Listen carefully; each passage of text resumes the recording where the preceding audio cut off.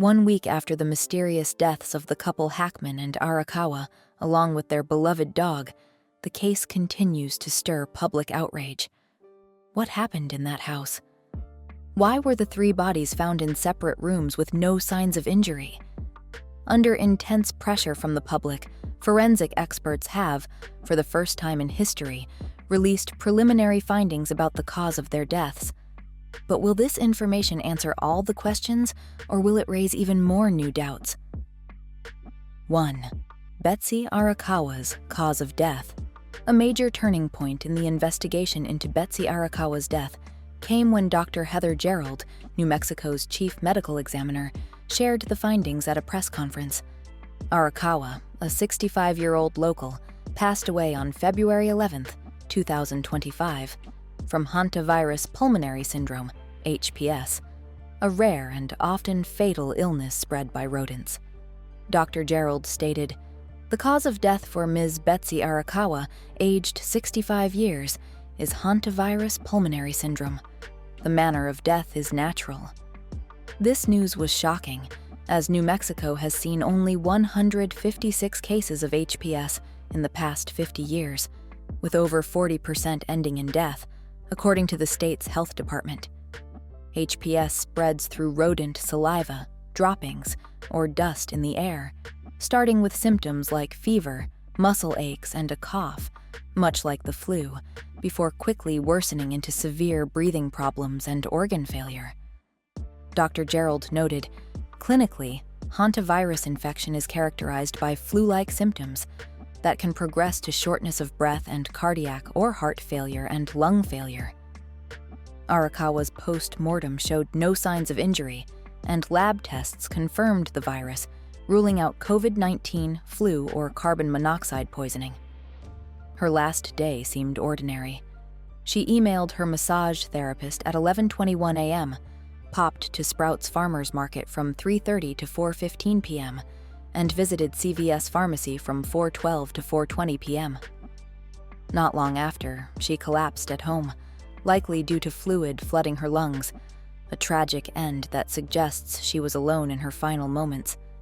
In rural New Mexico, the deer mouse carries the virus and often lurks in places like barns or homes with gaps. With a death rate of 38 to 50% in the region, Arakawa's case was striking, but Dr. Gerald eased worries by saying, "The hantavirus strains in the United States are not transmissible from person to person." Even so, finding her on the floor hints at a sudden, rapid decline, perhaps within a day or two, unnoticed by family or friends. Her death shines a light on the quiet danger of HPS, especially in a state where cases often rise in spring with rodent numbers, calling for better pest control and awareness of early signs. 2. Gene Hackman's death linked. Following the heartbreaking loss of Betsy Arakawa, the investigation also shed light on the death of her husband, Gene Hackman, which happened about a week later.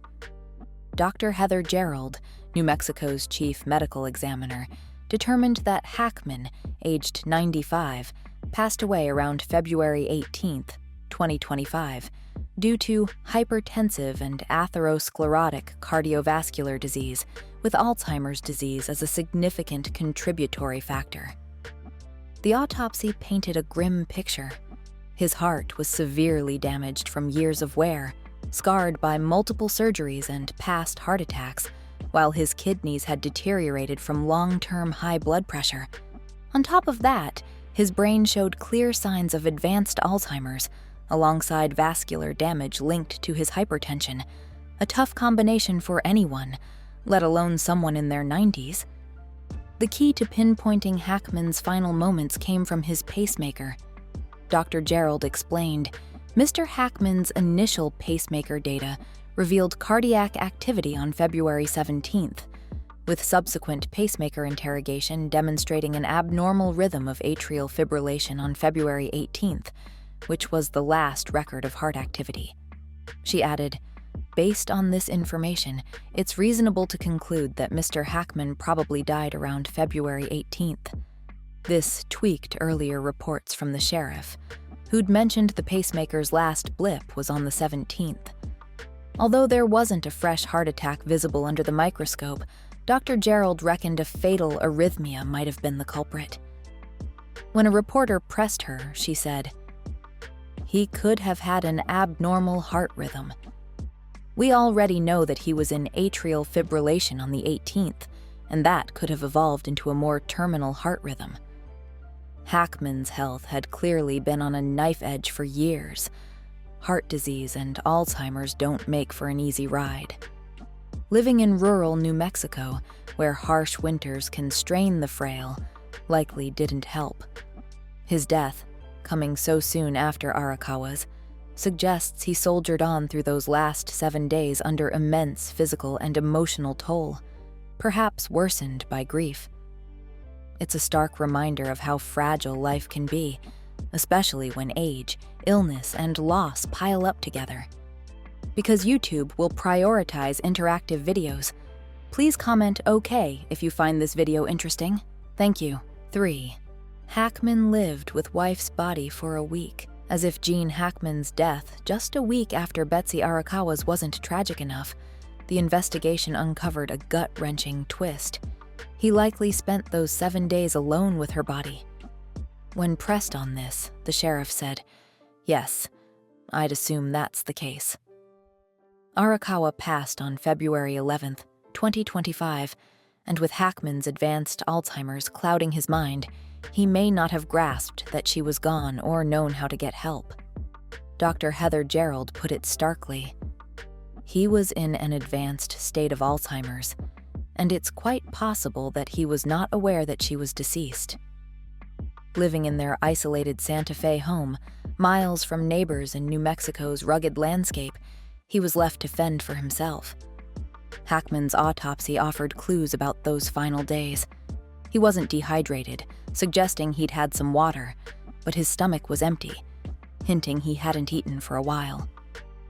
Dr. Gerald noted, "I did not see evidence of dehydration.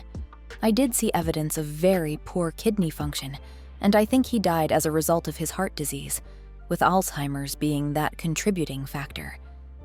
It seems he muddled through, perhaps sipping from a tap, but his frail body, ravaged by heart issues and kidney decline, couldn't hold out. No one checked in after Arakawa's death. No calls were made, and no family or carers seemed to notice, painting a picture of a couple cut off from the world. Then there's the haunting detail of where he was found, in the mudroom, cane and sunglasses nearby. Did he try to stagger out for help? The sheriff wasn't sure, admitting, "That's hard to answer, and I don't know if we'll ever have the answer to that. Whether he was going to go for help, or he wasn't." With Alzheimer's muddling his thoughts and his body failing, it's a heartbreaking image. A man once larger than life, now lost and helpless. In a home tucked away in snowy Santa Fe, where winter can feel endless, his quiet end feels all the more poignant. 4th, timeline and final activities established. While Hackman's lonely final days with Arakawa's body are hard to fathom, investigators managed to map out a clear timeline of the couple's last moments, shedding light on how it all unfolded. For Arakawa, February 11th, 2025, was her last day alive. The sheriff pieced it together. On February 11th, 2025, Mrs. Arakawa had an email chat with her massage therapist around 11:21 a.m. Later, she popped to Sprouts Farmers Market between 3:30 and 4:15 p.m., was caught on CCTV at the CVS pharmacy in Santa Fe from 4:12 to 4:20 p.m., and nipped into a local pet shop around 4:54 p.m. She rolled back home to their gated Santa Fe community about 5:15 p.m., her car's remote clicker logging the entry. After that, there's nothing. No calls, no texts, just silence as she likely collapsed from hantavirus pulmonary syndrome soon after settling in. For Hackman, the clues came from his pacemaker. At first, the sheriff reckoned, the pacemaker registered its last event on the 17th of February, but Dr. Heather Gerald set the record straight, saying the final heartbeat ticked over on February 18th. She confirmed, Based on the circumstances, it's reasonable to conclude that Ms. Arakawa passed away first, with February 11th being the last time she was known to be alive. That leaves a stark 7-day stretch where Hackman, battling heart disease and Alzheimer's, lingered on in their remote home, perhaps unaware of the tragedy beside him. With snow blanketing Santa Fe's quiet streets and no one popping round, the timeline, backed by CCTV and digital logs, stitches together a chilling tale of isolation and decline for 2 lives that ended so close, yet so far apart. If you liked this video, be sure to give it a thumbs up and subscribe to our channel for the latest news and updates on your favorite Hollywood stars. Your support helps us bring you more exciting content. 5th investigation nears conclusion with lingering questions. With the timeline of Hackman and Arakawa's deaths laid bare, you'd think the story ends there, but the investigation's still ticking over as the authorities dot the I's and cross the T's. The sheriff explained. We'll keep this as an open case until we've sorted out the mobile phone records, finished the dog's necropsy, and tied up a few other loose ends.